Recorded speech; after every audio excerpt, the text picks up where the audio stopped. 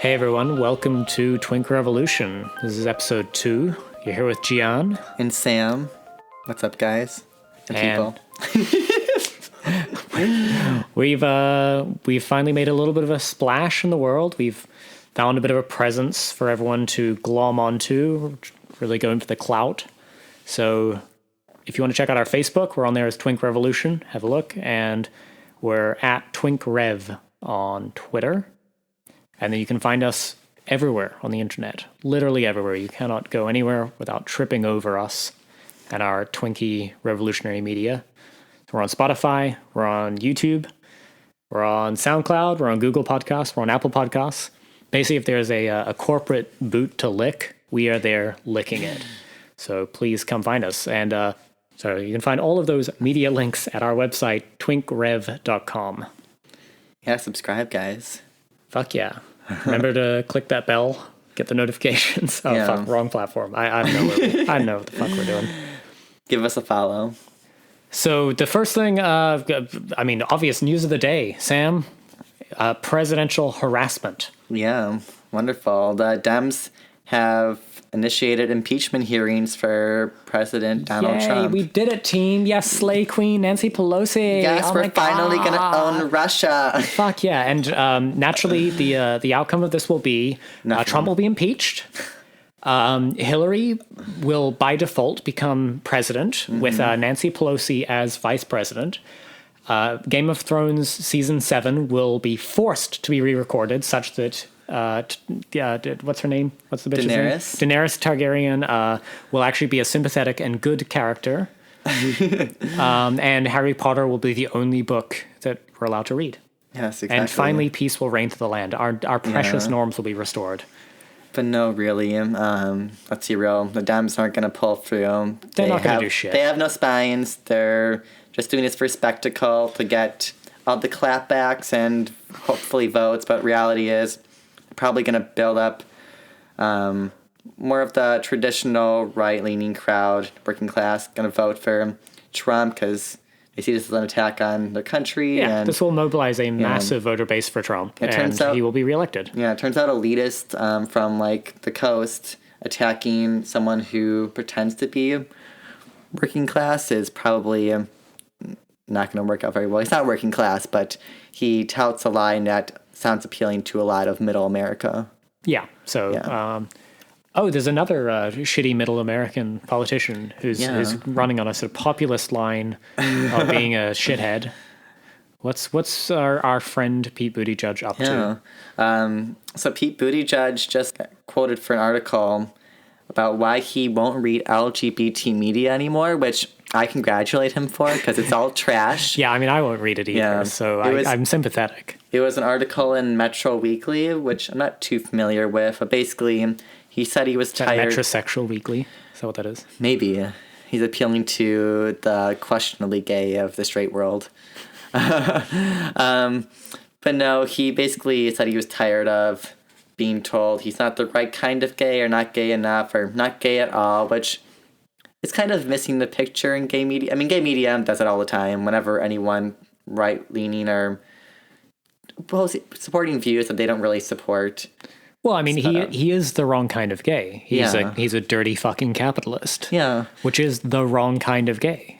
So, I mean, to the extent that I'm sympathetic to his point that he was saying, well, they keep saying I'm not gay enough or I'm too gay or whatever. But the most disturbing part of his gayness, right, as I understand it, is that he's really just a centrist corporate dem. And there's nothing worse you can be, gay or straight, really. Well, I feel like this whole thing is just like identity politics.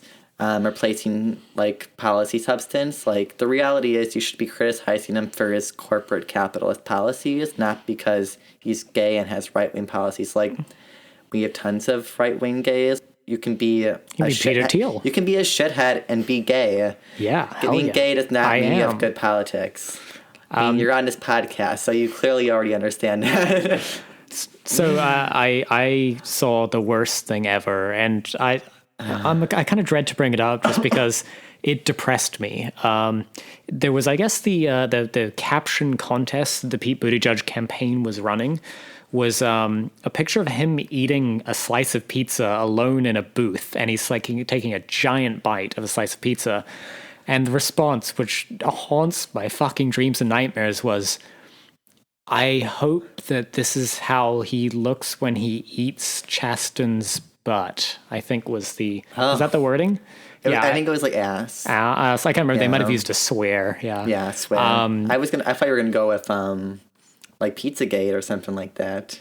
No? I mean, it could be, but that's less disturbing to me at this point in my life, It's and true. that's saying a lot. Pedophilia is less gross than him eating his horrible-looking husband's ass. Yeah, and I'm not even making an aesthetic argument. I'm down No, for I know. anybody to demonstrate their love for each other however they want, but holy shit, what a depressing thought that you're like, I'm an engaged voter for the 2020 election, and what I'm seeing in this is just really the hope that I have a president who eats his husband's whole. That's what would make me feel engaged as a fucking voter. I don't know. I feel like when I see them, it makes me want gays to go back into the closet, or at least the not attractive ones. Yeah, and I'm not even making an aesthetic argument. Yeah. You can be a shallow twink. I'm deep. I've got fucking depth coming out my fucking ears. But no, it was just depressing to me that's like this kind of level of standing. I mean, sort of what's next? Well, it's the whole like gay politics, because they lack like political substance and ideology that they have to resort to sexualization of highly unsexualized people. No, he is. Yeah, he's a fucking Kendall. Like I assume he doesn't have genitals. You don't view Pete Buttigieg as sexual. It's like the Hillary campaign when there was a bunch of like very like top-looking men saying like, "Oh, I'm gonna bottom for Hillary." For one, gross. Like she's probably a lesbian. Like if anything. No, she's part of an international pedophile conspiracy. Get it right, people Sam. who clearly have no sexualization of anything about them. Like, if you want to talk about a sexualized Clinton, like, talk about Bill Clinton. Like, Hillary is not a sexual being from, like, anything she talks about or expresses in the media. Thank fuck for that. Yeah. I mean, her husband does, I guess, all the work on that front. So. I mean, he could be on Lolita Express. We don't know.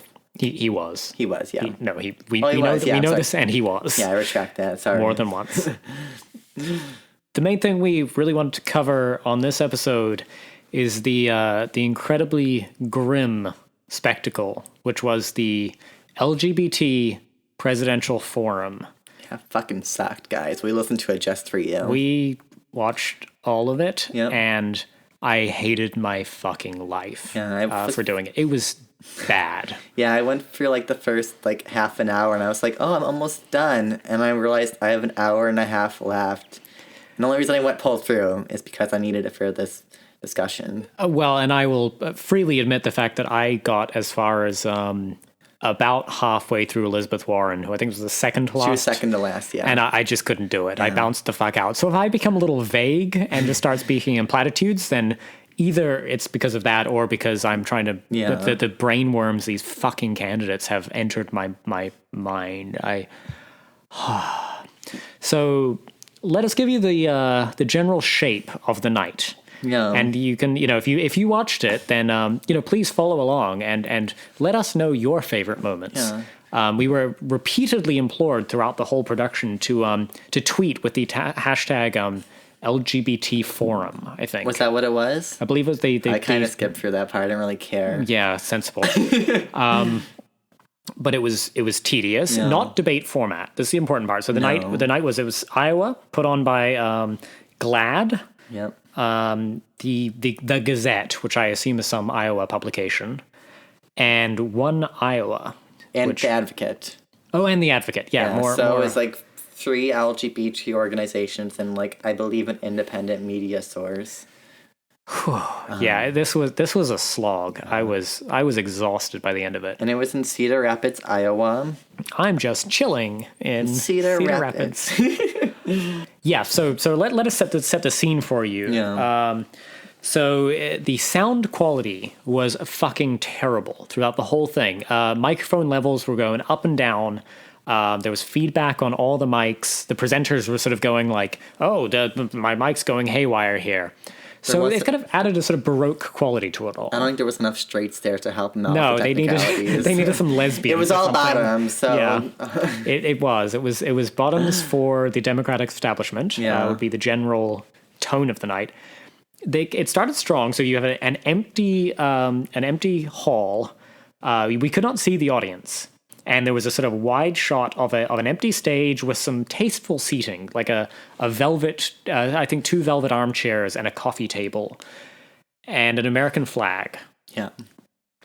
And there's an announcer who is completely inaudible because of the shitty sound quality. Announces that I think it was Billy Gilman or somebody was going to come do the national anthem, and this person's a 2-time oh god fucking Grammy winner. It was so bad. I don't know who this was. It was like he's trying to be fancy with it, and it was something. There were some sort of Mariah Carey style runs going. Like, there was a lot of improvisation of the melody of the national anthem. So this is actually just, fuck the rest of the forum. This is just a national anthem performance review podcast now. Because it was not the melody of the Star Spangled Banner. It was, it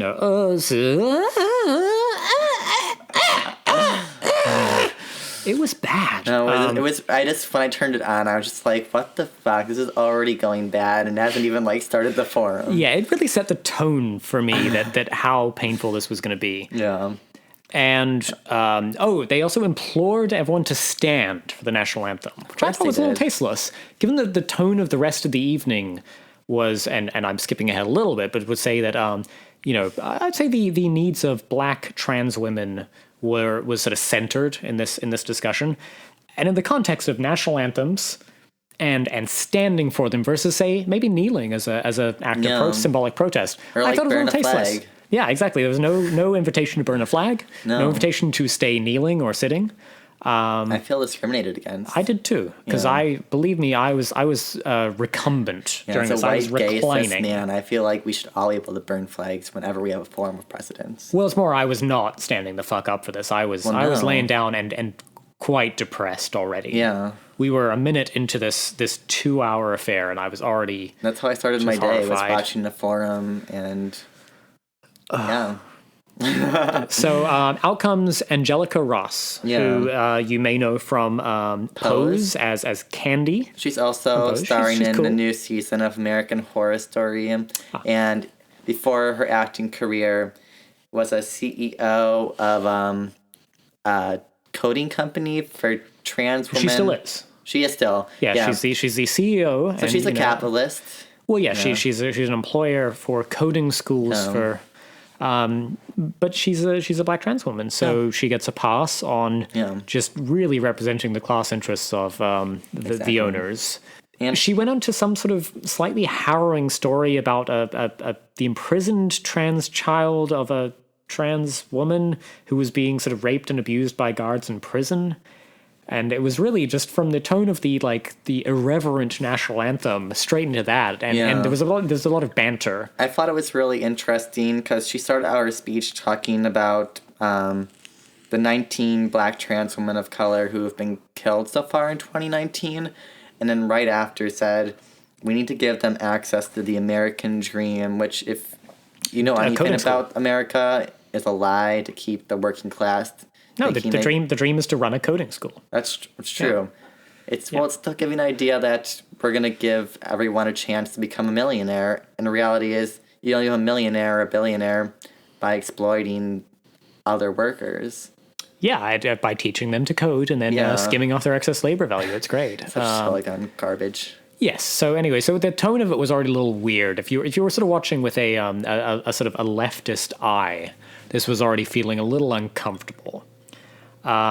She then put some candidates, unnamed candidates, on blast for the ones who weren't there, and saying, was it not important enough? Did they, which I assume she was referring to Andrew Yang.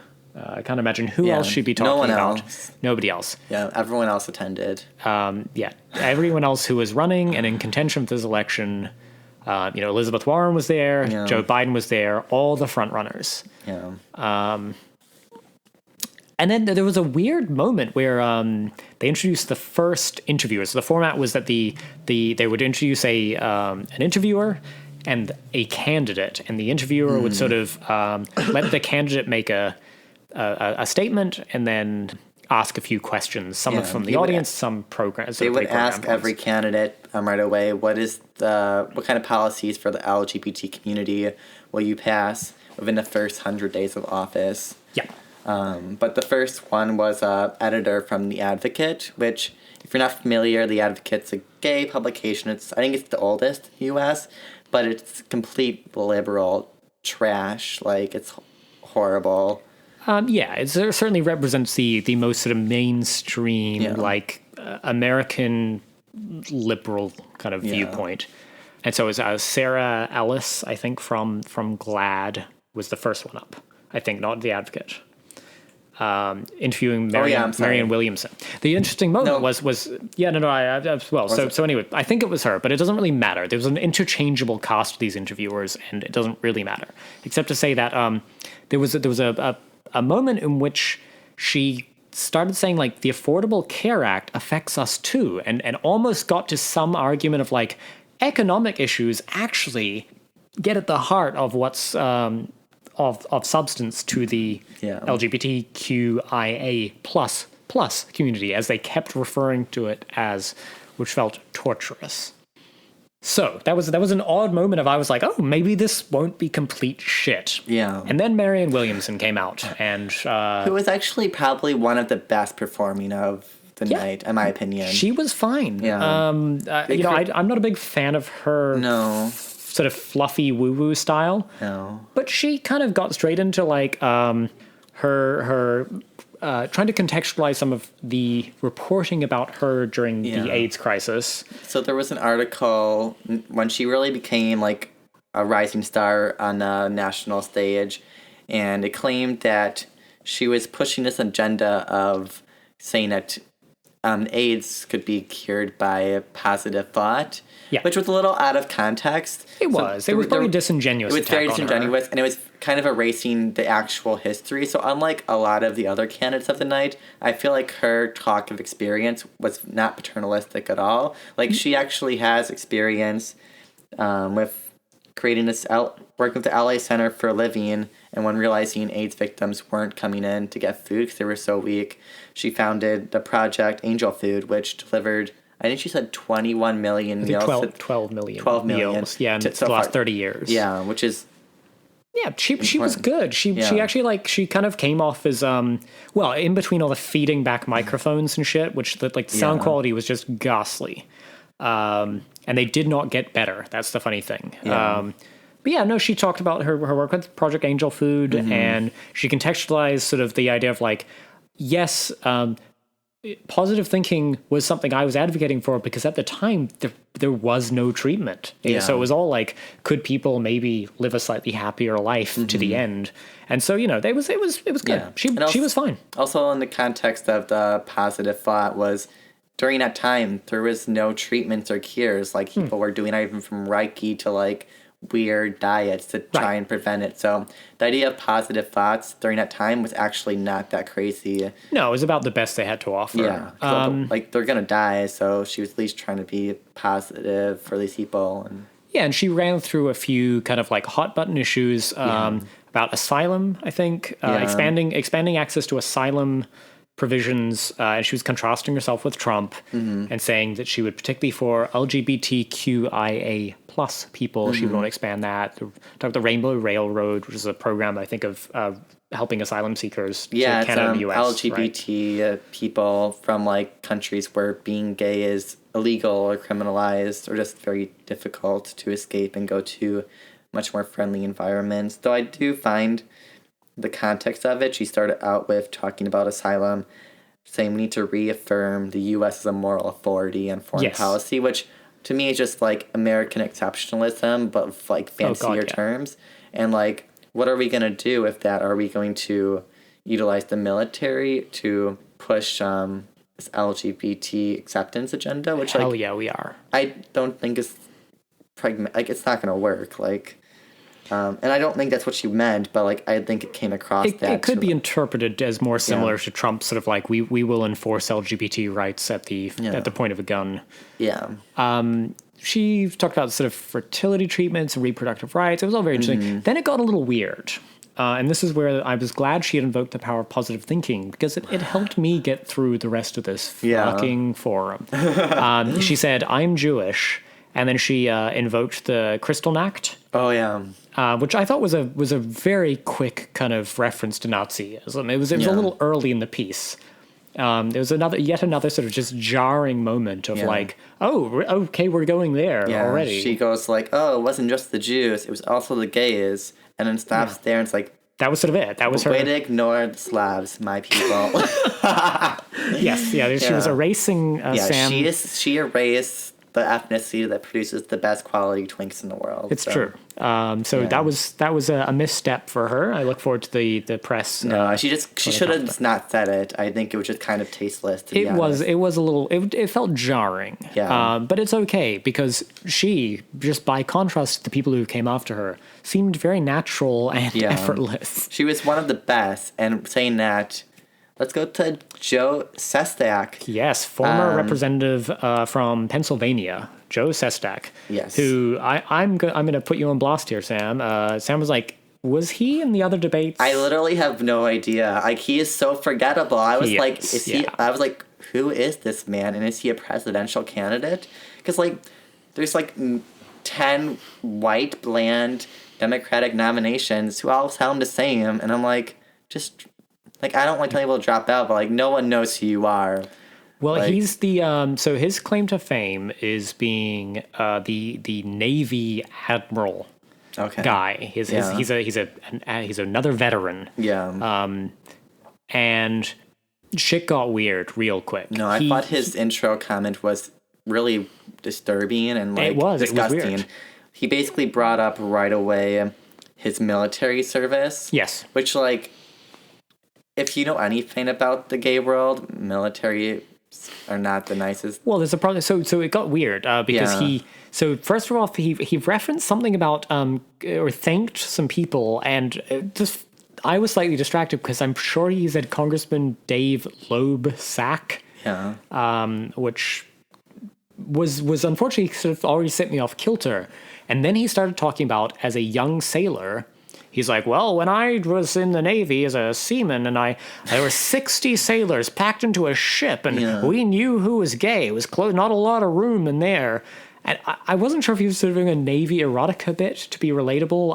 I was very confused. No, and it was just like he took there. forever to even mention like the gay community. Like, I feel like it was basically it could have been a talk at a foreign policy forum, like, or a rambling about the fucking war stories. But also the idea of like, oh, we knew who was the gay ones. Like, what is that supposed to mean? Yes, we beat them up. Like, we hazed them mercilessly until they committed suicide on the boat. He also called out he was in Iraq briefly as, I think, the chief of the Navy in the Persian Gulf or something during the Iraq invasion. Gross. Which I was like, are we meant to applaud you for that one? No.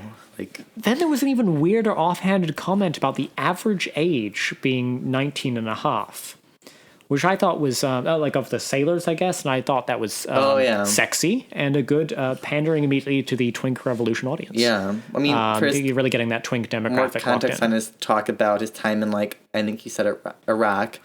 He talked about the torture of someone who was gay and basically how long it took, and it's like they're gonna congratulate the military service, which clearly was not a friend to gays. I mean, was not a good thing for the specific person whose story he was telling, who'd been tortured. Middle East, it's been known that U.S. troops have exploited LGBT people to make them as, like, sort of Bachubazi boys. Yeah. The U.S. military has a problematic history with the LGBT community in general, right? There's so many dimensions, both like pre-Don't Ask, Don't Tell with sort of military commissions, then Don't Ask, Don't Tell.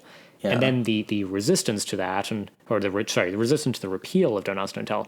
But it was a really weird story because he started telling the story of some seaman who had been sort of tortured by his shipmates in the Navy for being perceived to be gay. I don't know if it was actually gay or whatever. Yeah. And the story kind of just tailed off into that representative, or former representative Joe Sestak of Pennsylvania, who's an admiral or whatever, enforced Don't Ask, Don't Tell, but he didn't like it. Yeah. Yeah. Which is like, cool, man. So you were really just instrumental in the enforcement of this brutal policy, but you didn't like it. And his first policy, when he finally got the policy in his opening statement about what he would change, was not like housing policy or education policy, which impacted the LGBT movement probably the most, but instead he went straight to the trans military ban, which clearly, like, discrimination is wrong, but you're gonna make your priority the right to kill foreigners versus, like, ensuring housing to, like, the homeless population of LGBT community, which, like, is 40% of all homeless people in the country. Well, and just to be clear, on our official position on the trans military ban is that it's getting close to the right answer, which is trans people should not be able to serve in the military. No. And nor should anybody else. Yeah, that's the idea. It's like you're eking towards the truth step by step to say nobody should be allowed to serve in the military. You don't have a right to murder Iraqi and Afghani, like, children and farmers and stuff. Like, that's well, I mean, you do, but you have to do it as a private commercial paramilitary, like a normal Only person. then you can do a mass shooting with your AR-15. Exactly. Wait, there was a fun Joe Sestak moment I noticed after his repeal of trans military ban, which was he was talking about prisons, and he said the phrase, which I've carefully wrote down. You will no longer go to the gender prison of the gender of which you identify, which was the first of many sort of brain farts that happened during this interview. That dude was a severe weirdo, is what I wrote down. Which was just he was just like weird, like jingoist fuck. Like I don't know why he was there. Well, they allowed every presidential candidate. I mean, but why is he he shouldn't running? have been there. Like, why is he was not relevant. Like, no one knew who you were. Well, they had to fill up the numbers because Bernie wasn't there. Yeah, Bernie was busy doing more important shit. How dare he be a bigot? A last place polling Bernie. Yeah. So he was asked about the gay and trans panic defense, and what his thoughts on it. And I just thought it was a really disturbing comment made by the interviewer. They talked about a person who killed a trans person because they freaked out when they found they were trans. And their reference was, this guy only got 12 years. I'm sorry, but, like, are we supporting the carceral state expansion now? Hell yeah, we are. Like, is extremely detrimental to the LGBT community. And if you think it's going to actually address the more powerful populations, then you clearly have no idea how power... Keenan from GLAAD was actually referencing the existence of the people's gulags, right? Exactly. And the fact that once those are established, it's sort of a utopian idea to be sent to the gulags. I mean, just for reference, like, countries like Norway do a max of 20 years for, like, the worst crimes. So, like, what is 12 years going to do? Is that going to make him not transphobic?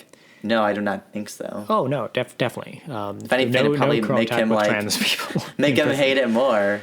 Yeah. Yeah. So anyway, that was disturbing. And then so next up was former Vice President Joe Biden, the most senile man in the race. Yeah, and just for context, he was interviewed by a member of, I think it was the Gazette. This is the Gazette, which is an independent media, Gazette, so it's actually one of the few not corporate backed medias in the U.S. I guess they still exist, but barely. Okay, so the best part about this one was the columnist from the Gazette actually asked some really good questions. Yeah, but did sound like the Cumtown character who's like, I like sucking da. No, she annoyed the shit out of me. She was like, imagine the stereotype of the white Karen at Starbucks. Yes. This was her. Like, it was like she's on crank on stage doing an interview because she's so ecstatic, and it's like, this is the most boring thing ever. She was like, yeah, Joe Biden. Like, it was very strange. Like, for one, her face could be translated to, like, a member of the Purge. Like, yeah, she had that kind of personality. Not to be mean. Cult face. Like, we're not being mean, but, like, it was just very... I'm being mean. She displeasing in personality as an interviewer. Yeah. So, former Vice President Joe Biden staggers on stage. He looked around, like, confused. He looked very confused about where he was. And then she asked him, About the 1994 "What are you going to do?" bill. No, not initially. No, she asked him the same setup question that she asked everyone, which was, "What can the LGBTQIA plus community expect from you in your first 100 days?" And he's like, "Well, I don't. I guess I don't do an opening statement. I'm done." It was so incoherent. I literally would have no notes because he didn't say anything. No, he just kind of like mumbled. Gabble. It was like, weird. "Oh, I thought it was have an opening statement." When he's sitting down, he's like, "That's your opening statement." I guess it's meant to be 3 minutes, but you're the press, the good press. That's literally what he said. Oh yes, exactly. It was very strange. Yeah. So then she launches into a series of pretty good questions. I will say the increased incarceration rates thing was fact-checked, I believe, on PolitiFact. So it did increase incarceration. No, it didn't, but go ahead. All right. You have also praised Vice President Mike Pence as a decent guy. You're a lovely person. He comes in with your sexual identity when he meant gender identity, which was funny given he's sort of been torturing the point. And then he tails off with, anyway, you didn't ask that question and you're not likely to. He just sort of cut himself off, as he always does. It was very strange. For the 1994 crime bill question? Yeah, I think that was his response to the crime bill. And he didn't mention trans people in that one. No, he basically just said, that's not true. The 1994 crime bill didn't increase incarceration, and then went on to say what it actually did is it expanded funding to prisons across the U.S., which we all know when you build more prisons, they fill up with more prisoners. He kind of rambled it. He said the crime bill was actually about funding for more state prisons, and that's why I voted against it, which is why I voted for them. Yeah. He was just completely nonsensical. No. And then he went on to say how he knows that prisons and police culture impact the LGBT community more, and then went to go and continue endorsing these policies which have directly impacted these communities. He basically blamed people for being poor and like marginalized and having to resort to like sex work and stuff, and then never said, "Oh, I support removing these policies." Well, and it was funny after the tough questioning, right? He just does this, like, kind of gives her a death stare and goes, "You're a lovely person," and gets nervous applause. That was in context. So she asked about why he said Mike Pence is a decent person, and then he responds with that comment. And then, so he gets a very nervous applause, right, from his, like, "You're a lovely person." And then she goes, "I'm just asking the questions people want to know," and got a big applause line for that one. It was really just. So he sucks in front of even like the friendliest audience to possibly have. He was a dick to this interviewer. Dick, and if anyone in the audience was like, "Oh, he's in the right," like clearly either have some like deeply like fucked up views about the press, or it's like a hardcore misogynist, which isn't actually that surprising for a lot of the more like gay community. I think he just doesn't like being challenged. He's just awful. He just denies everything he's done and then pretends it's like been perfect, and then talks about Obama and thinks that makes him not a fucking piece of shit. Well, but even like he couldn't even quite stay on message for that, because if you remember was it the last debate, he started telling the corn pop story about him as a teenage lifeguard. Oh, I didn't watch the last one. Okay, well, he did. And he started telling another fucking lifeguard story, uninvited. It was out of context. And he's like, "Well, when I was a teenage lifeguard, and my dad, with my dad, he dropped me off. I saw two men kissing. My dad said to me, 'Joey, they love each other.'" And he, like, it was just bizarre. Yeah. And does he remember anything about his life except being a lifeguard during his teenage years? He's just like, "My peepaw was like the two horses humping each other that are both boys. Means they love each other. They love each other, Joey." Yeah, it was so weird. Are you excited for these new automobiles to go onto the roads and become functional or replace the horses? And then so that kind of tailed off into nothing, because everyone was like, "Well, that wasn't really relevant to the question, but thank you." And I think he kind of sensed at the moment that he wasn't getting the applause line he was hoping for. And he starts going, my son, Bo, the deceased one, was really good on trans issues, and he started a thing and, really started the programs for the trans, and I'm proud of my record." And he just stops. There was nothing about his record in there. He talked about his deceased son having done something, which was a little hard to grasp, about trans issues. Yeah. And then he just tails off. And then that line didn't really land either. No, and then they talked about asking an LGBT healthcare question, and all he basically said is, I believe it should be for everyone. Yeah. And this comes up a lot. They kept asking about bringing up healthcare, and then no one actually talked about actual policy work. Well, and then that line didn't land either. No, And then he said, he was so like, I felt like he didn't even know where he was. Like, he seemed confused. if And then he said, his son should just put him in a nursing home. He's like, his son's on crack. His son's busy. well, his son sounds a lot more fun than Joe His Biden. son is a lot more fun, for sure. Yeah. So he, so the I think the healthcare line wasn't landing, and he just sort of randomly just interjects as they were sort of winding down the like polite sort of like, well, thank you for. He's like, we should have a national law to outlaw conversion therapy. And like, Yeah. I mean, which gave me two thoughts. One was, why are you saying this right now? Like literally right now. And also like, weren't you vice president of the United States for 8 fucking years? If you thought that, Yeah. you thought there was an urgent issue, which he claimed, right? He's like, I've always thought this. Couldn't have done it while he was, I don't know, in the Senate. Well, it's pathetic because he sure said he supported gay marriage for much longer than most of the party, but he still voted for the Defense of Marriage Act and Don't Ask, Don't Tell. Right. And, like, they didn't really repeal it until it became popular. Like, Yeah, it was. it's pathetic. So it was weird. Oh, and then so yeah, there was a little sort of more weird, hollow pandering shit, and he did some scary pointing. He was sort of pointing at the audience in a way which made me feel very accused of having done something wrong. Yeah. And then he started trying to walk off the stage in the wrong direction, Yeah. which led to a bunch of dead air and an empty stage. Which happened a lot. Like, it was Yeah. just, like, very awkward. a lot of weird dead air in this. It's play some fucking music. Like, it's no... for gays, you'd think they'd be better at planning defense. Come on. It did not. It felt like this was planned by straight people. Also, and I got to say, our last episode, We're plenty of dead lesbians. air, but this was like 1,000 times more awkward than But we're our a dead air. podcast. We're not an entertainment fan. It's publicized on YouTube. Also, neither of us have ever been vice president of the United States, which No. sort of. Which I mean, like, We might be. Biden was it, and You it's might if it- accidentally be elected. Yeah. So next is Cory Booker, Oh God. which I just want to say, like he didn't say anything like completely horrible. Like, he's all like saying the right things for like that woke liberal crowd, but I think he was super fucking pathetic. He just literally grabs the speaker and picks him up, and they make some joke like, "Oh, I've never had a straight man pick me up." It's like, really? Like, did you It not? was just gay baiting. It was It was weird. such gay baiting. He was like flirting with him. It's like, that's pathetic. Like, it's pandering.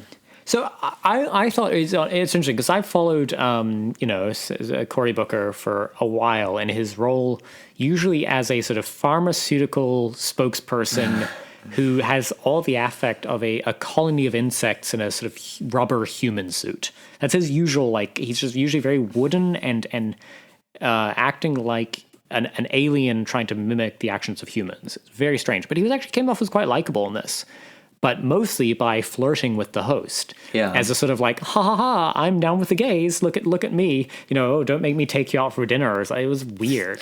Don't make me suck your dick. Like, Yeah. I might accidentally have to suck your dick in order to, And then it was just really, like, silly. Like, in its opening thing, like, the first thing he talked about was how when he was in office, like, the second flag he flew ever was the pride flag. Like, what other flag would you fly? Like, are you going to do the Confederate? The ISIS flag. The Confederate flag. You can the be like ISIS Dianne flag, like a normal Feinstein. person. Yeah, it was true. Yeah. Yeah. But it's just like, he was mayor of somewhere in New Jersey. I was think stupid. 2006. I mean, good on him. And the one thing he did say, which I was kind of like, oh, yeah, good on you. If you're pandering to me personally, you're going about the right way. yeah. He talked about the Democrats' sort of shameful history with LGBT rights, particularly within the military. Because, God bless the troops. Yeah, bless him. His first question was about trans violence and support of hate crime laws in the past, which, in quotations, they said, which isn't enough. I don't know what that means. Like, what else is there going to do? Like, are they going to force everyone into education camps to make them understand LGBT culture? Education was a big one. Betsy DeVos, I think he was the first or maybe the second to lay a little bit of hate on her. Yeah. She was like, I think she was mentioned more than Trump during this, and Cory Booker definitely went in on Betsy DeVos of like, she didn't go to public school. I mean, really, I think it's really problematic to rich shame her. Yeah, how dare they? Yeah.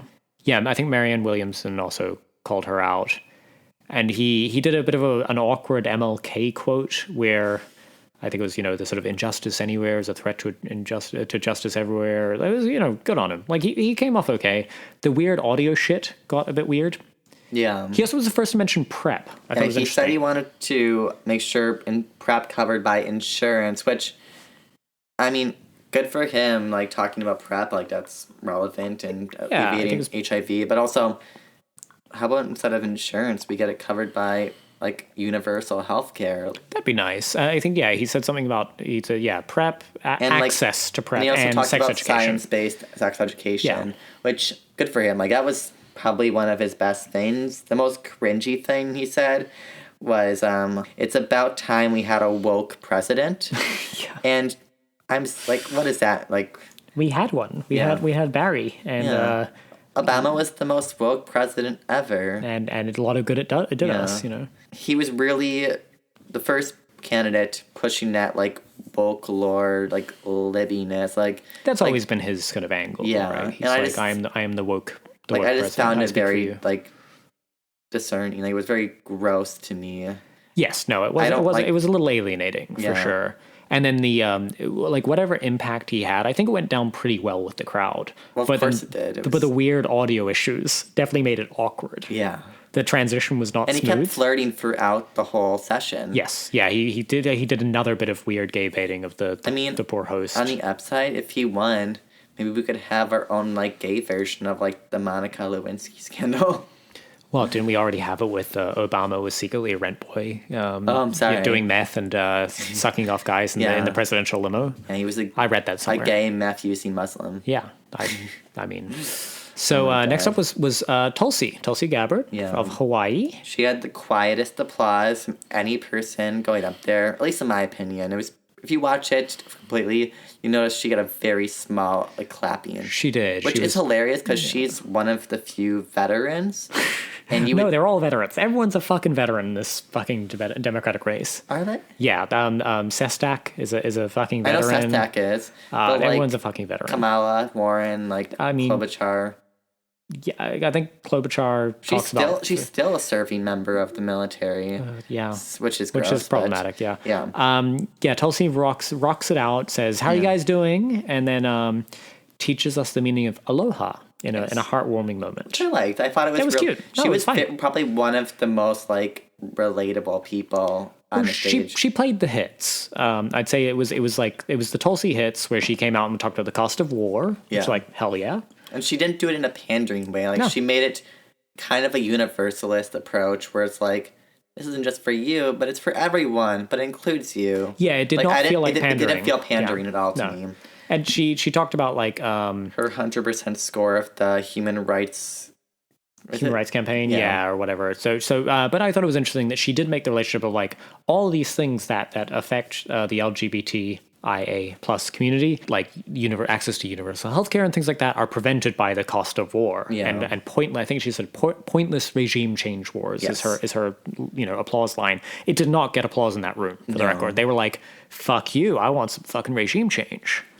Well, the reality is, like, this whole crowd were likely just a bunch of, like, mainstream Democratic establishment liberals. Yes. And they don't like her. No. Because the media tells them she's a Trump stooge. Awful. Yeah, clearly. Well, and she did call out Trump using sort of LGBT issues as a wedge on international issues, and specifically called out Trump's silence on Chechnya. So if you listen to, like, last week I talked about it a little bit, but they asked specifically...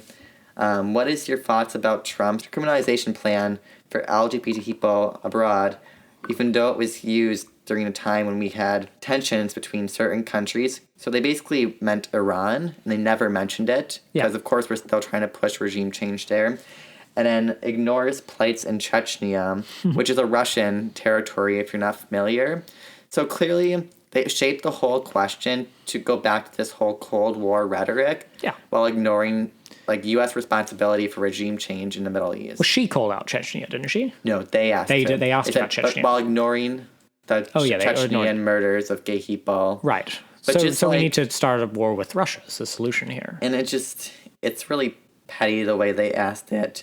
And clearly they set it up that way because they have an agenda to push this Cold War narrative while, like, not hurting too much the push for regime change in Iran.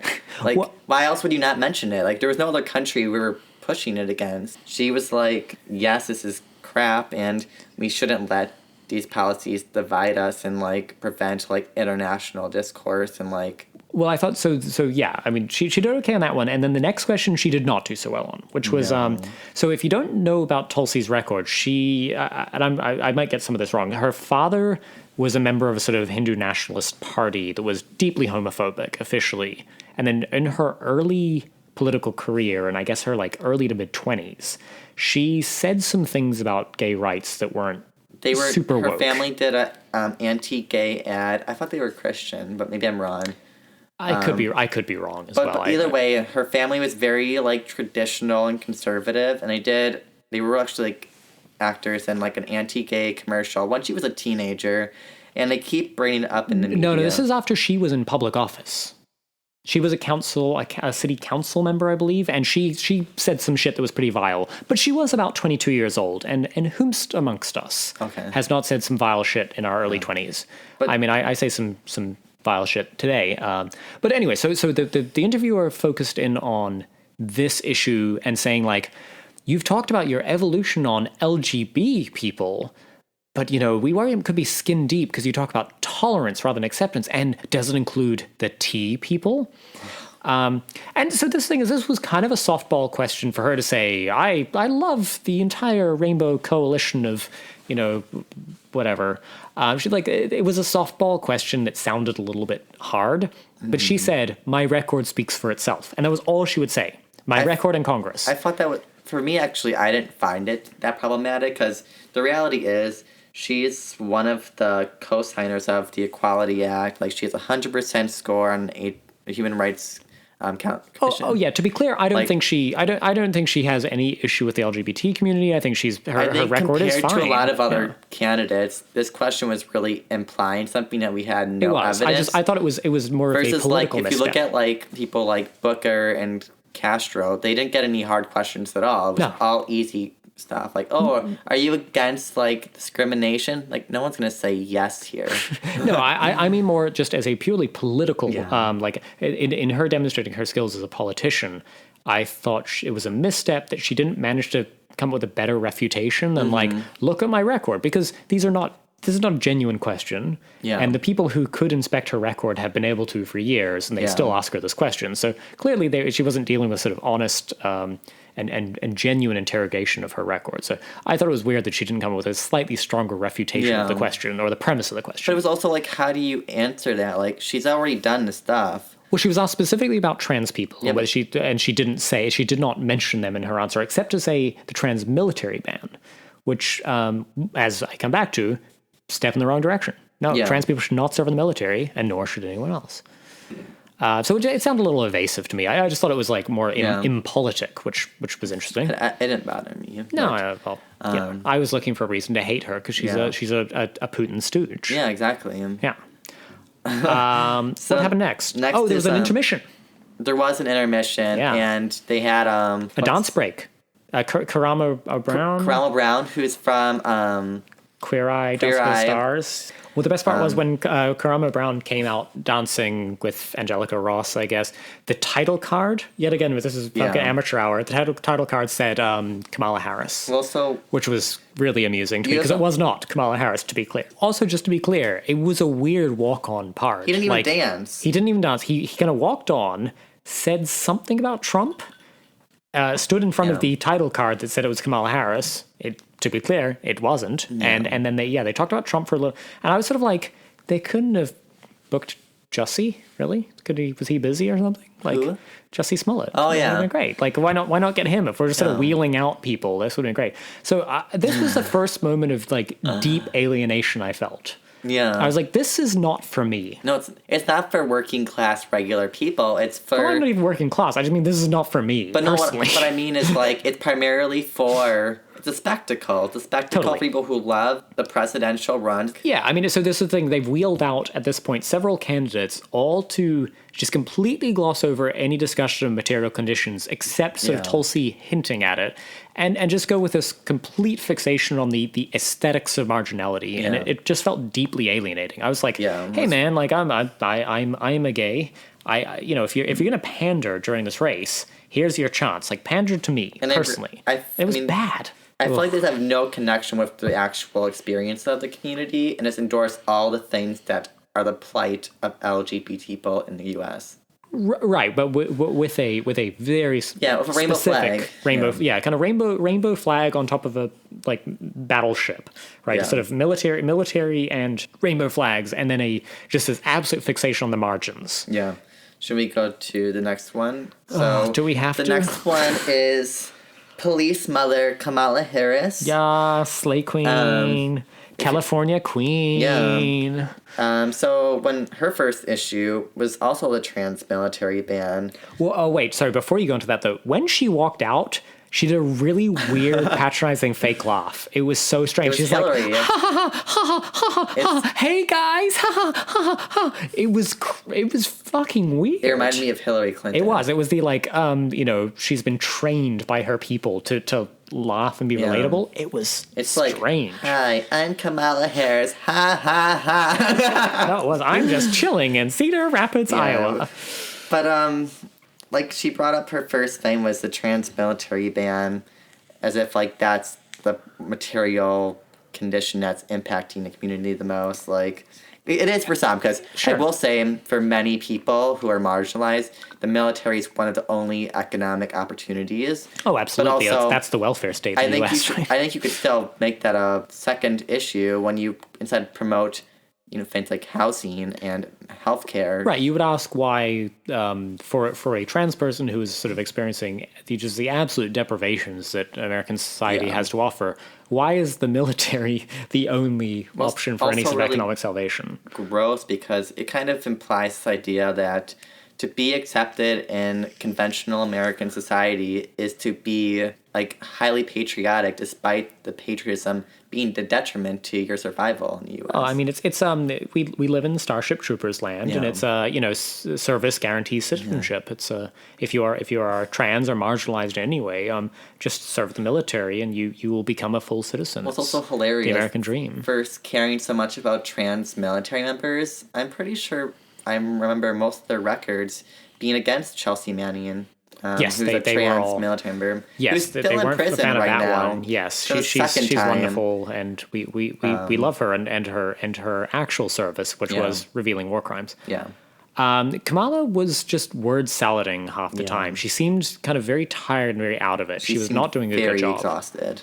Yeah, which like fair enough. Yeah, I'm sure it's exhausting. Most people seem very exhausted on this Yeah. stage, so it's We've not like been it's talking for anything like against her. 45 minutes, and I'm exhausted. So I get it, but she was not making a lot of sense. Her answers were not eloquent. But her first question, she was asked about fighting against the brief, denying trans affirmation surgery to prisoners in California Yes. as district attorney.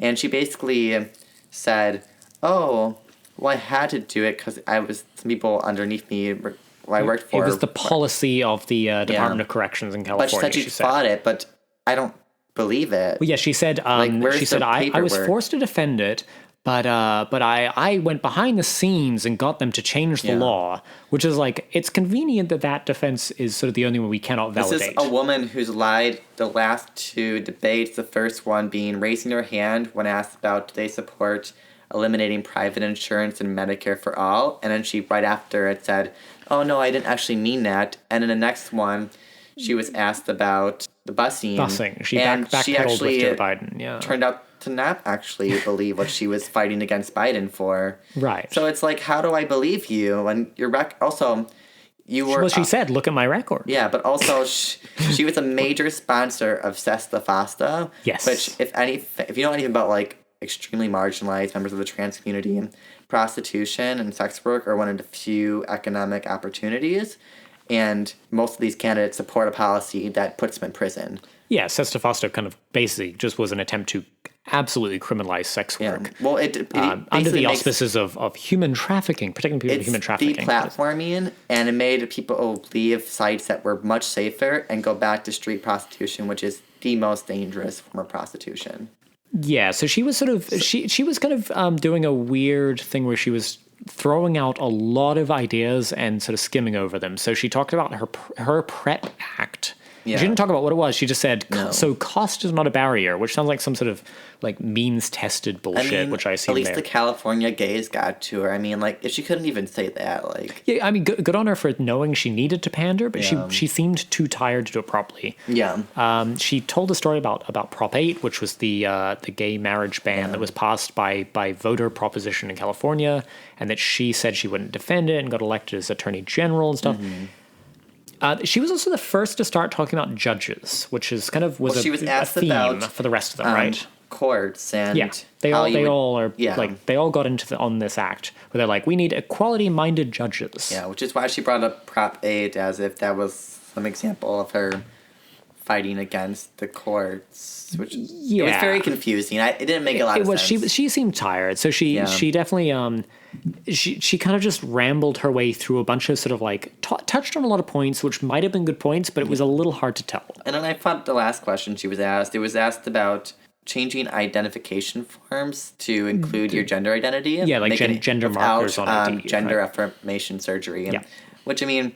Well, her response to that was to say she needed a Secretary of Health and Human Services who understands equality. But also, I think it's just hilarious because this woman's career has been, in the prior question, denying them the affirmation.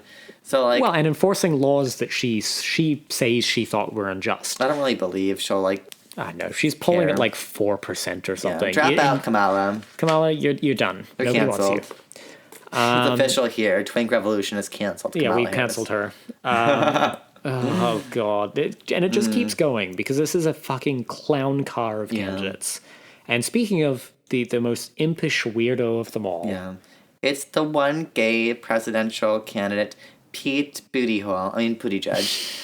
Booty bump. And he clearly had the loudest applause. And he had actually a very interesting intro where they called him a very excitable person. And I'm sorry, but when I think of Pete Buttigieg, I don't think of excitable and like enthusiastic. I think of like dull and like missionary. He's like the missionary style of the presidential candidate. Well, I mean, I don't know. Have you seen him eat pizza? No, apparently that gets people all hot and bothered. Well, I mean, thinking about eating booty holes. I guess so. Yes, so he comes out, to rapturous applause. Yeah. He came out with, so he was, offered his 3 minutes or whatever of introduction.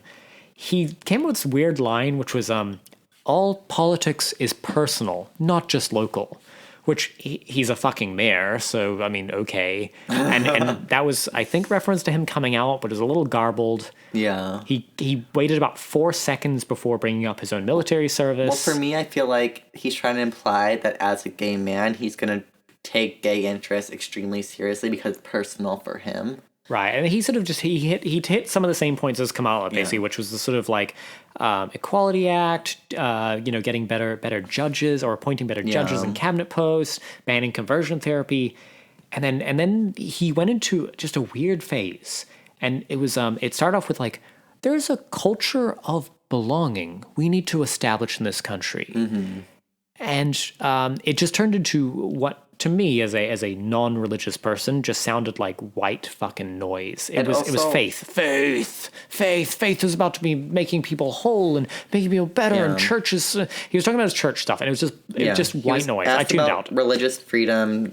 bills, which are passing across the U.S. and primarily more red states, and they allow people to discriminate based off religious views, exempting them from a lot of anti-discrimination policies. And basically, it's like, saying discrimination is an insult to faith, and clearly, if you've read anything about history, that's not factually true. Like, you're kind of like saying, oh, the Christians who are discriminating, kicking out their children, that's not real Christianity. Yeah. It's even, the no true Scotsman of the other interesting point is he said about like when I guess Mike Pence is from his state, right? Yeah, the governor questioner of the state. asked him about Yeah, that. asked him about that, and he said like something about the business community revolting against the sort of anti-LGBT stuff going on in, is it Indiana. Where's he from? Indiana. Yeah, Indiana. You're right. And I was like, oh, the business community. Well, I'm convinced. So anyway, enough about it. I find him just so fucking objectionable, and also he's a non-entity. One more thing.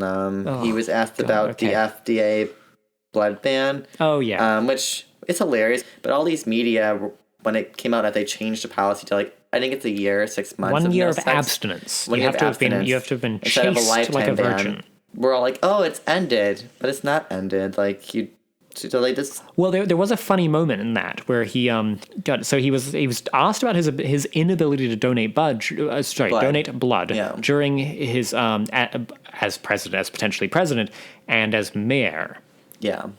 And he sort of garbled an answer, but then he was talking about the annual blood drive in his town, of which he's mayor, and he said, we still do it, and it's still a good thing. Yeah. The grammar that was such that it could mean he was talking about having sex with his husband. So I hope they still do it, and it's still a good thing, and that it's still eating booty hole like eating pizza. Like eating pizza, yeah. Yeah, because it's... So anyway, fucking God, he's tedious. So the next one, I thought she dropped out, but I guess not. No, she's still here. There's just so many guys. You'd confused her with Gillibrand. Because they're both like shrieky, like sirens. Like, wow, that's misogynistic. Hey, I said Tulsi and Marianne are pretty cool. Wow. Amy fucking Klobuchar. I'm just attacking white cisgender women. That's true. The You're being woke. POCs. Yeah, that's true. She was chalkboard, like scratching, and like, well, like, I'm so woke, but also... Well, she shouted out Mayor Pete, as she called him, in just the weirdest fucking... She came out and she's like, I'm so excited to be here in the presence of Mayor Pete. Isn't he great? I was like, is she just gunning for his VP nomination? She just wants to suck his dick. She's like the straight girl in college who's like, why aren't the gay men loving me? They're the only hot ones. Yeah, she was sort of fag-hagging on Mayor Pete, and it was so weird. So I'm like, you're here running against him, right? She also, like, in her intro speech... referred to passing the Marriage Equality Act when she meant the Equality Act. Marriage is already passed, Klobuchar. I don't know what her deal was, but, like, if you can't even get that basic function right, like, it's not, like, 2000... When was it? When did we pass marriage? 2015, basically, at a federal level. So maybe she's, like, trapped in, like, the 2015s, but, like, I was just like, you made your first statement already incorrect. And it's a very big one. It's, like, the first big gay... victory in the U.S. Well, do you have much... She was so weird, and there's a lot to say about her, but she's such a fucking non-entity that I don't want to spend a lot of time on, except she got heckled. She did. She got heckled by a sex work ally. Yeah. Because they were not talking about... Yeah, talking about Sesta Fosta. She was asked about guns and... Oh, God, crime. Yeah, she was. And to me, this was the most vile and disturbing... I personally feel very awkward, uncomfortable of the whole night. Yeah. She basically, or they brought up the Orlando Pulse shooting, because the question was asked by one of the victims who survived, and she literally started yelling his name, was like, Brandon, are you here? Brandon, are you here, Brandon? And then she brought him on stage, basically, like, objectifying his suffering. Well, this was during the heckling started, and she's like, I was looking for Brandon. Yeah. And then sort of moved on. She brought him on, weird. Just objectifying him in front of the whole audience, and it was just he looked uncomfortable. Like I was uncomfortable. I was very like everyone was uncomfortable. Like to objectify a victim of like one of the largest like, and she was really cheapening like, clearly the whole thing. The person wasn't on the stage because they wanted the question just be like they don't need the face of it. They just wanted to ask the question. Right. She answered a question that was not asked, and then dragged this poor person up, and then invoked Parkland, the Parkland shooting, in just a way that clanged. It was just she was like trying to hit some talking points, and it just felt cheap. Yeah, it was. So fuck you, Amy Klobuchar, and your cheap shit. I'm glad you're polling at 1% or whatever. Get the fuck out of this competition. Go away. Like you go away. We're done with you. You're dull. You're disgusting. So do we have to do this next one? We do. This is where I tapped out. Okay, so well, I got through this and then I tapped out. We can. I'll do it. I actually watched it. All right, so it's love you guys more. I guess favorite. Yes, Queen. Yes. Slay. Polling at number two behind Joe Biden, and nobody else is in the race. Nope. Remember this, that Elizabeth Warren. Yes. God damn. So Elizabeth Warren, so basically, she, when asked about, like, what are you going to do in the first 100 days of office for, like, community? And she's like, I'm not going to tell you, I'm going to show you. And just has a piece of paper and reads off. 2 pieces of paper. She awkwardly shuffled them. Yeah. Could she not fit them all on one page? I think it was folded. No, it wasn't. It was 2 separate pieces of paper, and I watched her take one and put it behind the other one to get through 18 names. I was just so bored at this point. Oh, but me too. Me too. She mentions the 18, which is now 19, trans murder victims, a woman of color. So only them. Which I know, like, some people said it wasn't pandering, but I found it to be extremely pandering. Like, I'm going to show you. Reading a name of people is not telling you how you're going to solve these issues. Like, I don't care if you can act well. I want to know what you're going to do. Well, so here, I only got through the first part, so please, you should take the last part. But here's what I reflected on during this. So she read the names of the 18 trans women who were killed this year. Only the women of color. The 18 women of color who were killed in the United States this year so far, and tripped over half the names. So it was already awkward. Yeah. And she, as I said, she shuffled her pieces of paper halfway through because she couldn't fit 18 names on a quite large piece of paper. She was whimpering, and I didn't know if that was like... She was kind of panting. It was I couldn't tell if she was like getting teary-eyed or like... No, she didn't she was out cry. of breath. No, and she goes, for trans people, especially trans women of color. It was weird. Yeah. What else do I have? So she engaged in a bunch of sort of Trump fetishism, like talking about like Donald. She was wearing a very fetching purple jacket. That did catch my attention. No, Really? the jacket was killer. Okay. And then she came out with 2 kind of like lines that were meant to be applause lines, I think, but just fell a little flat. One was, we're going to stand together. Yeah. We're going to persist together, referencing her classic line, and yet she persisted. She gave me a lot of Hillary vibes as well. She was going to rock It was into very Hillary much stuff. like creepily smiling, but like at least she seems like they have like some sense of humanity. She's not a complete fucking robot on stage. Well, and then so then that was her opening statement. Then she got a softball question from the interviewer about her having changed her position on gender affirming surgery since 2012. And the question was literally like, "You've changed on this, but some haven't. How are you going to reach them?" She, in a statement, said in 2012 she didn't support trans inmate surgery, but she changed her mind a year ago. Yeah, no, sorry. I mean, okay. the question the interviewer asked her was, "You've changed on this, but some haven't." So she was not being asked about her changing the position. also She was is asked very like, surprising. "How are we going to convince other people?" Yeah, she changed it when her presidential candidate started. So, I mean, who does that remind you of, guys? I mean, that's very genuine transformation going on there. I mean, whatever. I honestly, she might be great on this. I don't care. I don't like give a fuck either. It's like... She did wheel out Bernie's line. Bernie's applause line, and it did get applause, which was healthcare is a human right for every human being. Yeah. Which, like, I mean, you didn't think this a year ago, but I'm glad you think it now because yes, you are correct. Yeah. Oh, and then it got fucking weirder. Yeah. And this is where I stopped taking notes. So let me allow me this one, and then Sam ahead. will have to fill you in on the rest of it because I just couldn't keep going. You get to hear my lovely voice. The interviewer asked, backstage, you and I were talking about faith and bringing back morality. And then she started telling a fucking Bible story. Yeah. She's like, well, Matthew 25. And that's when I turned it off. Yeah. So I don't know how that particular Bible story went. I don't know what point she was trying to make, but I was just like, oh, do fuck off. Yeah. What did she do, Sam? So what happened? She brought up some story. I'm not Christian, and I wasn't really raised hyper Christian, so like I don't know these stories. You're dork-sided? This was very new to me. But she brought up this story about a shepherd and something about goats and sheep, and she's like, side note, the goats go to hell. Oh, sheep go to heaven, goats go to hell. Yeah. But she's like, we need to take care of them and visit them in prison. And then she had the sheep are like, oh, why are you not helping us? And it's like, oh, because they're already being benefited. I don't know. It was very confusing. Okay. And then it was a literary, very literary. And it very was like, question. oh, you're bringing like God to the house, something like that. And she's God. she's like, yes. She preached on the stage, which like, I don't know about you, but as a gay person, preaching like Christian text is probably not the thing you want to hear. Many people who have some damage from that. I know yeah. quite a few, especially from like the South, who were kicked out of their homes because of Christianity.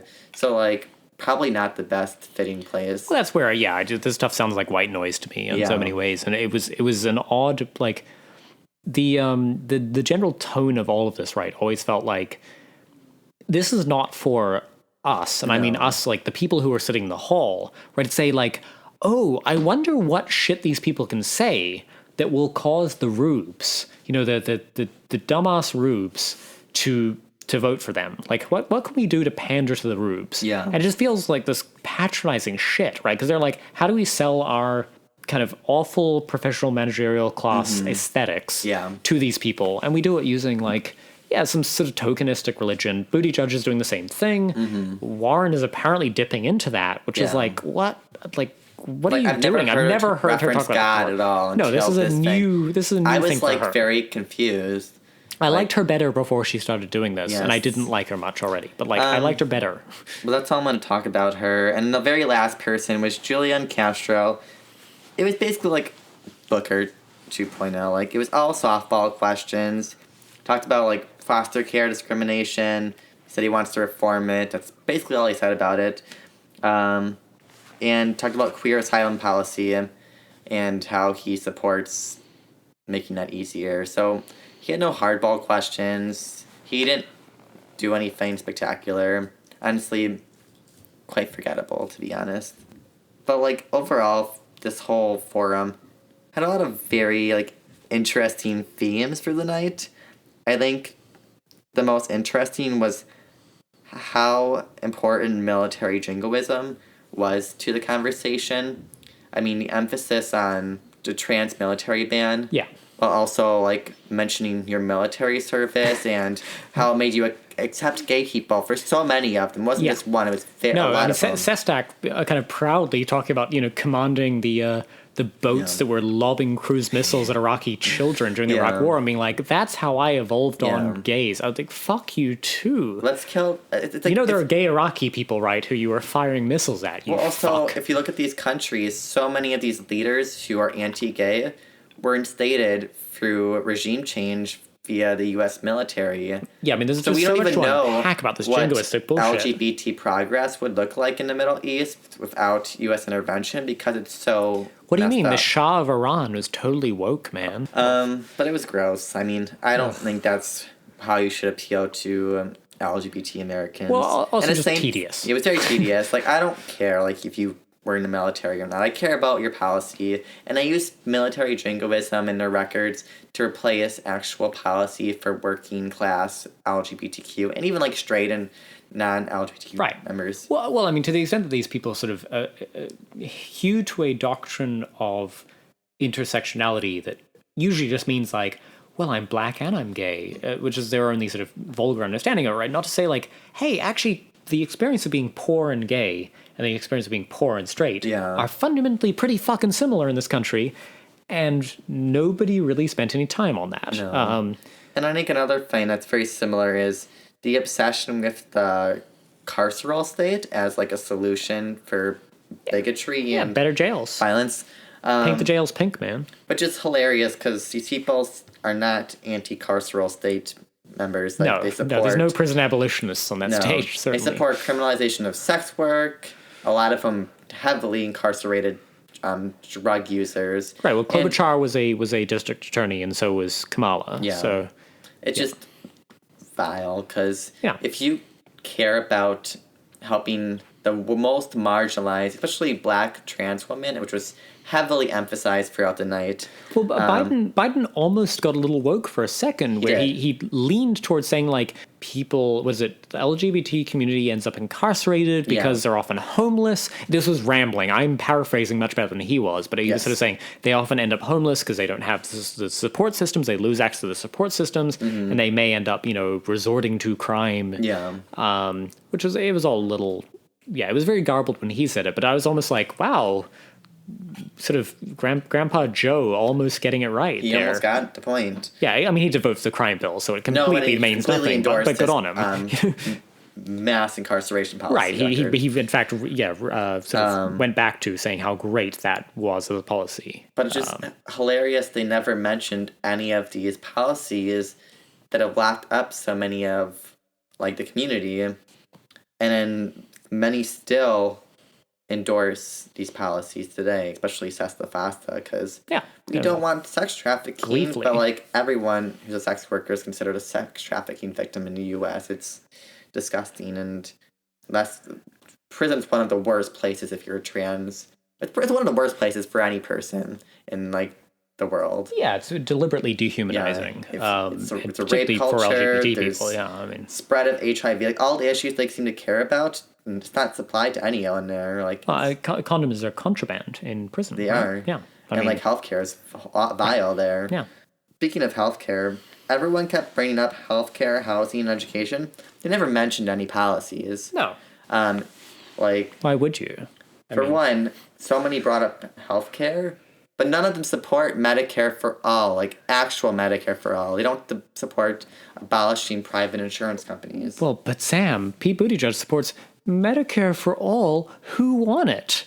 Yeah. You can. That's basically Obamacare, but like slightly less shitty. Well, just means-tested fucking but it's also programs like, as usual. it's such neoliberal garbage. Like, oh, we need a marketplace of education. Or not education, sorry, healthcare. Well, they also want a marketplace of education for sure. Well, they want that too. They're all on the boards of charter I schools. mean, I just saw Warren was like not too long ago meeting of like charter school heads. Yes, yeah, they're all into that shit. But she's the same as Bernie. They are. I can't tell these two candidates apart. No, I can't see them apart either. Well, speaking of Bernie, he wasn't there, and there was some controversy afterwards, Yes. right? About Angelica Ross sort of took to Twitter and took Bernie to task for not being there. Yeah. And there was some clapbacks from Bernie supporters saying like Bernie's record on LGBT rights is impeccable for the last Yeah. Well, 35 years. You are misrepresenting it. And then also because she was sort of in the media. yeah. A bunch of Trump supporters We're misgendering her and we're calling just her being like vile, a man yeah. in a dress. Like, yeah, and so the funny thing was though that she quit Twitter, and the reporting of her quitting Twitter was that the criticism from Bernie supporters and Trump supporters has forced her off Twitter. And it's like, honestly, if you looked at the tweets they were quoting, or like the Bernie supporters were saying like Bernie has been an ally to the LGBT community for 30 plus years and just has an impeccable record. He was busy off at historically black colleges and a barbershop appearance he had. which he pre-planned before this event. Right. He has a think- very full schedule, and like Yeah. you should credit a man who is in his late 70s spending as much time on the road as he does is very impressive. But yeah, the media narrative of this, right, was that these forms of criticism were exactly the same between like Bernie supporters saying you are mischaracterizing his record on LGBT rights, and Trump supporters like just misgendering Angelica Ross and saying like you're an insane man in a dress and shit. Like these are not the same. No, it if you was cannot just- tell these apart, then you are It's trying to loop him disingenuous. up with someone he's not even close to. And one What of do her you mean they're the comments, same? I can't tell Bernie and Warren apart, but I also can't tell Bernie and Trump apart. My brain is very Yeah. smooth. Warren is Trump. I'm just kidding. Yeah, by the law of the excluded middle. One of her comments about it was she's had apparently insider knowledge. She never explained, Angelica Ross, saying, oh, he's trying to side with one side of the black community over the other. And it's like, no, he pre-planned it. And also, I think you're the one trying to create the divide. Like, Well, also keep in mind, Bernie chose a very special line where he's able to be good on these issues while also appealing to a more traditional working class America. but even as a very very privileged white gay, I found this fucking forum incredibly just alienating. Yeah. So you can't tell me that there are not a lot of say black LGBTQIA plus people who don't also find it incredibly fucking alienating And for reference, and exhausting and boring. Just be clear, boring. for reference on Bernie's record, when he was mayor, sorry, he supported the Pride Parade in like the 80s. Yeah, he raised gay marriage he way eliminated before that was a thing. Yeah, he fought against Don't Ask, Don't Tell. He's one of the few people to vote against DOMA and Don't Ask, Don't Tell. Yeah, when he was mayor, he actually pushed through a housing anti-discrimination policy, which included trans people, Yep. which made it one of the best places for like gender non-conforming and like trans individuals in the U.S. And someone has the audacity to claim his not attending means he doesn't care about the community when he has a perfect score by the HRC. Yep. Like he's literally has the longest record of being good on these issues while also not being a capitalist neoliberal fuck. Like, Well, yeah, I mean, to the extent that, like, when Bernie is talking about Medicare for all, right, for all, it turns out actually includes people with a wide range of sexual identities and gender identities and expressions. And it turns out these matter way more. Like, fundamentally, right, I am happy for you to call me a stupid faggot and then give me excellent health care. Like, if that was the choice I had to make, right, and it turns out, like, let's assume fundamentally that that we had to make that choice. That it was about like some sort of dignity versus your actual material circumstances. Yeah. And this is not the choice that anybody's being asked to make for the record. Bernie flew the trans flag outside his office. Universal healthcare and no student debt versus like gay marriage, and that's controversial. But like that's also not an option. But like one is going to severely impact my life a lot more than the other. Right. It turns out like if you marriage is a luxury, and it's why it's fought by like primarily the more well off in the community, while ignoring the detriment of the trans and like POC members of the community. Well, yeah, it just turns out if your material conditions are taken care of, then all these other forms of discrimination or marginalization that take place just matter a lot less to you. Yeah. And to the extent that Bernie is the only person in the race who's really fundamentally trying to speak about those material issues, right? They take care of everyone. That's the best part about them, right? They take care of you no matter whether you have societal approval or whether there's a woke president or whatever. You don't require a woke judiciary to guarantee the fact that, you have access to healthcare and housing and you can pay your bills and you can like actually eat. Yes. So yeah, I mean, the entire thing was just incredibly dispiriting because it was nibbling around the edges of the aesthetics of what it means to be sort of wokely LGBTQIA plus in 2019 and nothing about like the actual stakes of this election, which is to say, should poor people be ground up into, grist for the mill? Well, only if there's equitable amount of LGBT workers to grind them up. Right. It's as long as it is black trans women operating the mills that grind the poor people up for the benefit of the rich, then that's fine. This whole forum, this is like my final thought, was just a glorification of like everything wrong of like rainbow capitalism and the gay media and community. It's just completely aesthetic. It takes no regards into actual like humanity or suffering or material conditions, but instead a constant party of as long as we seem happy and look good, like it's fine. Right. Use I will use your pronouns as I strip you of housing and healthcare. Yeah, it's disgusting. Yeah. And fuck all of them. I mean, if you want to see it, go to any coastal city with lots of gays and plenty will berate the homeless and poor and support these vile policies. So that's our show. Thanks for listening again. Remember, give us a follow on Twitter, Facebook, YouTube. We're on all the platforms. See you guys next time. Yeah, thanks for tuning in. Bye.